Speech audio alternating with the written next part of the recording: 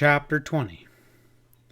The sailor's diabolical move was accompanied by the midnight striking of the clock, shouts from all directions, and a prolonged war whoop that could have come from no one but Chet Morton, as Frank and Joe dodged the anchor footsteps pound in their direction.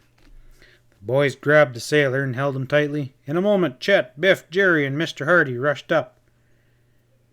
"Dad!" his sons cried. "When'd you get home?"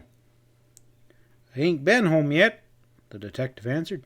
"Came from the airport and dropped off Mr. Wright, and as I rode past here, Chet hailed me."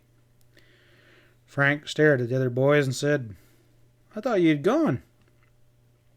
"What do you take us for?" Chet asked. "Did you think we'd run out on you? We were planning on following you to your house." All this time the sailor was wriggling, trying to break free from his captors. Joe looked at him hard.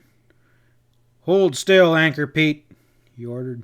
"You'll stay right here until the police come for you." "And your pal," Biff put in. "I coyote him back by the tree." The sailor's jaw dropped. "Ben?" he said unbelievingly. "And you know my name, too?" "Sure," Frank answered. "Your buddy Gross squealed." Meanwhile, Mr. Hardy was pulling his two-way short-wave set from a pocket and began talking to the police headquarters. He told what had happened and asked that Keith and Mallet of the FBI be notified. The sergeant agreed and said that he would send a squad car and 4 men to the park immediately. While waiting, Frank and Joe asked the other boys to hold the captured sailor so they could go look at Biff's victim. When Joe beamed his flashlight on the man's face, he exclaimed, "This was the guy in the cave with my kidnapper." The boys dragged the man back to where Anchor Pete was standing. The sight made the sailor blanch, and the Hardys figured that maybe he was so frightened that he might talk if quizzed. "Pete, the game's up," Frank said. "You can tell us about Taffy Mar now." The sailor squinted his eyes and looked into space as if trying to make up his mind what he should do, and at last he said, "All right, I'll talk. Mar's gone to make a pickup." "Diamonds? Electronic parts?" Joe asked. "Yeah." "Where?" "Along the bay, maybe near the caves." At that moment the police car arrived and the 2 prisoners were put inside. Before the driver pulled away, he said to the Hardys, "Sergeant asked me to give you a message. Keith and his assistant Mallet are already in town. They're at your house." The Hardy said goodnight to Chet, Biff, and Jerry, thanking them for their fine work. "Any time," the 3 responded. On their way home, Frank and Joe asked their father how he learned about the gang. "I got a tip from a detective friend in Chicago, but he wasn't sure just which gang it was." When the 3 reached home, they found Miss Hardy and Aunt Gertrude with the 2 FBI agents. They had already briefed the men on the latest developments of the case. "Our night's work ain't finished," Frank spoke up. "We have a new lead on Taffy Mar." "Well, we'll go right after him," Keith said. "Well, as soon as we put on some dry clothes and get our raincoats," Mr. Hardy replied. Within 10 minutes, the 5 were all ready to leave the house, and Mr. Hardy drove his car. The gentle rain had now changed to a severe storm. Thunder boomed and vivid flashes of lightning streaked from the black sky. When the Hardys and the 2 agents reached the area of the cliffs, the detective parked, and the searchers groped their way along the hillside. "There's a narrow path between the cliffs just ahead," Frank told the others. "It leads directly down to the water." He led the way to the path, started down it. The teeming rain made the footing treacherous, and occasionally a flash of lightning illuminated the entire hillside, forcing the sleuths to crouch low to avoid detection. During one of the flashes, Joe pointed to the shore below. "I saw a man standing there. It might be Mar." The searchers continued to stalk their way along the steep path, and when they were a little more than halfway to the bottom, Mr. Hardy signaled for his companions to stop. "Keith, how about our sitting here for a while and seeing what that man is up to?" Mr. Hardy whispered. "This spot has got a good vantage spot, and there's enough bush to hide and to cover with." "Good idea." As they watched the shore below, the watchers could suddenly see a flashlight beam flicker on and off several times. "Mar must be signaling to someone," Mallet said. "What's that?" Keith snapped, pointing out into the distance. There was an answering gleam from far out in the bay. The light flashed once, twice, then out completely. A few minutes later, there was a flash of lightning that bathed the entire area in a livid glare. In that moment, the boys and their companions caught a glimpse of a small rowboat making its way inshore across the choppy waters. "You see that?" Frank cried. "There's 4 men in that boat." "Let's go down for a closer look," Joe suggested. They descended cautiously, edging their way through the brush towards the spot where the men was standing. Through the storm they heard a faint shout. Again the suspect signaled with his flashlight. He was guiding the boat inland. As it drew closer, the sleuths heard the rattle of oarlocks and advanced a bit. Then, about 40 feet away, they could clearly distinguish the waiting figure near the water's edge. The gang leader switched on his flashlight again, and the rowboat was approaching. It rocked to and fro with its bow high. "That you, Mar?" someone called. "Yeah, but shut up!" At last, they were going to confront Mar. "We can't risk letting these men get away," Keith muttered. "When the boat lands, we'll arrest them." The agents drew their pistols. With Mr. Hardy, they poised for action. The detective ordered his sons to step back. The rowboat now was in shallow water, and 2 of the occupants leapt out and pushed the craft onto the beach. "This is it," Keith declared. "Let's go." He sprang from the brushes with Mallet and Mr. Hardy. "Put up your hands," the agent shouted, "and do not make a move." There was a yell from the dim figures on the beach. One of the men was about to push the rowboat back into the deep water when Mallet fired 2 shots over his head. As the agents ran towards the suspects, Frank caught sight of a man running down the beach and raced after him. Behind him he could hear the shouts and another shot, and then the sound of a struggle. The fleeing man plunged on into darkness, but the young detective overtook him quickly. His quarry suddenly turned, crouched low, and as Frank came up, he lashed out with his fists. The boy dodged the blow, and then grappled with the man. A clenched fist struck the young sleuth in the face and sent him sprawling. Frank recovered instantly and scrambled to his feet. His opponent turned and fled, and again Frank overtook him and brought the man down with a flying tackle. In a tight clinch, they rolled across the beach and into the shallow water, and finally Frank managed to get in a blow that knocked his opponent unconscious, and he dragged him out of the water. Joe, meanwhile, had plunged knee-deep into the water and grabbed a man who was trying to haul the boat away from shore. They lashed out at each other, and Joe was knocked down. He struggled to his feet, choking and gasping, following his tall, muscular opponent onto the beach. The man aimed a blow, but Joe sidestepped it, then rushed in, drove his fist into the other man's body. The gangster grunted, doubled up with pain. Joe noticed that Mallet was sprawled on the ground, apparently unconscious, and that Mr. Hardy and Keith were still battling 2 men.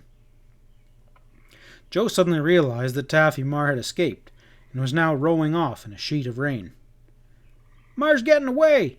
he shouted. "What?" Keith yelled. "And we don't have a boat to go after him." He fired a shot into the air, but the suspect didn't halt. Mallet recovered and got to his feet just as Frank arrived, shoving his prisoner ahead of him. "Mar's escaped on the rowboat," Joe told his brother, and picked up the flashlight Mar had dropped, and he directed his beam on the prisoners. "I recognize 3 of these guys," he exclaimed as Keith Mallet handcuffed the men.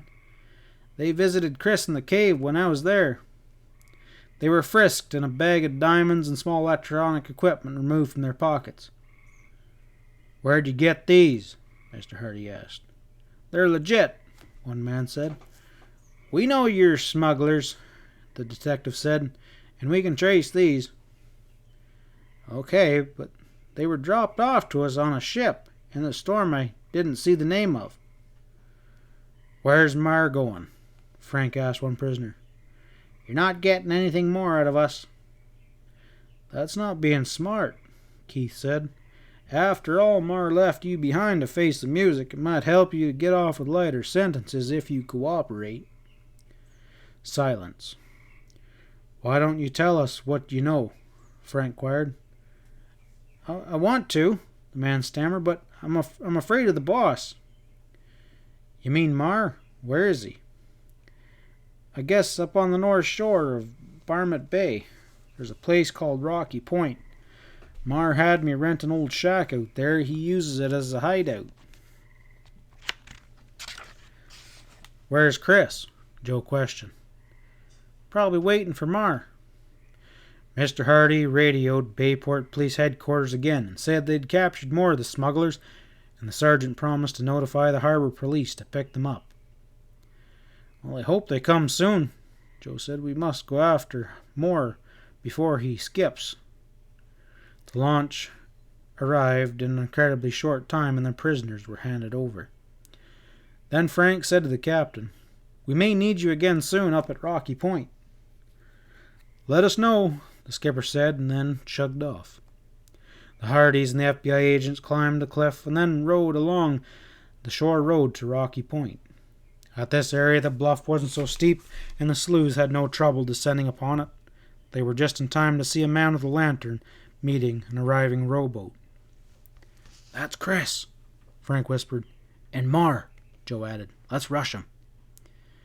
Not yet, Keith said. I got a tape recorder in my pocket. We may find that their conversation's useful. As Keith had hoped, the two smugglers talked freely. I guess now we're clear out of Bayport for good, Mar said. Chris, when we get to Portland, you set up a whole new gang. Make friends with a crew on a new ship and pick out one like Beef Danyon on the Rizzo. It's too bad to chuck 'em. But Taffy, said Chris, you're going to leave here without getting Wright's secret radio?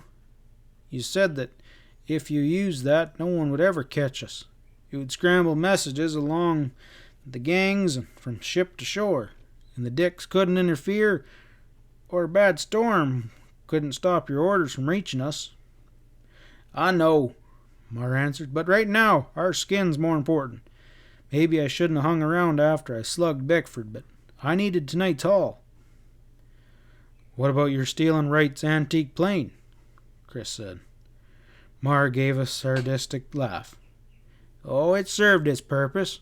Kept Mr. Wright and Mr. Hardy away from here, but those dang kids, Frank and Joe, they're pests. All the Hardys are a bit too clever. The boys are smiling. Mar didn't know that one of the secret radios was hidden in Wright's plane, and now it had been recovered. By this time, Mar and Chris had reached the one-room shack and went inside, and again the boys wanted to rush the place, but their father held them back.